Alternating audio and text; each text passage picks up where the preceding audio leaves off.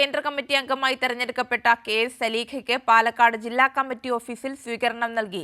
KS. സലീഖയെ CPIM Palakkad ജില്ലാ secretary ഇ.എൻ. Suresh Babu സ്വീകരിച്ചു.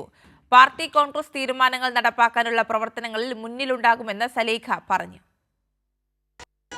മുദ്രാവാക്യം വിളികളോടെയാണ് സിപിഐഎം കേന്ദ്ര കമ്മിറ്റിയിലേക്ക് തെരഞ്ഞെടുക്കപ്പെട്ട കെ.എസ്. സലീഖയെ പാലക്കാട്ടെ പാർട്ടി പ്രവർത്തകർ സ്വീകരിച്ചത്. രാവിലെ സിപിഐഎം പാലക്കാട് ജില്ലാ കമ്മിറ്റി ഓഫീസിലെത്തിയ സലീഖയെ ജില്ലാ സെക്രട്ടറി ഇ.എൻ. സുരേഷ് ബാബു ഷാൾ അണിയിച്ച് സ്വീകരിച്ചു. പാർട്ടി കേന്ദ്ര കമ്മിറ്റി അംഗത്വം അലങ്കാരമായല്ല അംഗീകാരമായാണ് കാണുന്നതെന്ന് കെ.എസ്. സലീഖ പറഞ്ഞു. ഒരു അംഗീകാരമായിട്ടാണ് ഞാനിതിനെ കാണുന്നത്. അതാ നിലയിൽ തന്നെ ഇന്നത്തെ ഒരു രാഷ്ട്രീയ സാഹചര്യം കൂടി നമ്മുടെ മുമ്പിലുണ്ട്. ആ രാഷ്ട്രീയ സാഹചര്യത്തെ എല്ലാ പ്രതിലോമ ശക്തികളും പാർട്ടിക്കെതിരായി കടുത്ത ഭാഷയിൽ നമ്മളെ എതിർത്തുകൊണ്ടിരിക്കുന്ന ഒരു സാഹചര്യം കൂടിയാണ് ഇപ്പോൾ ഈ പുതിയ കാലത്തുള്ളത്.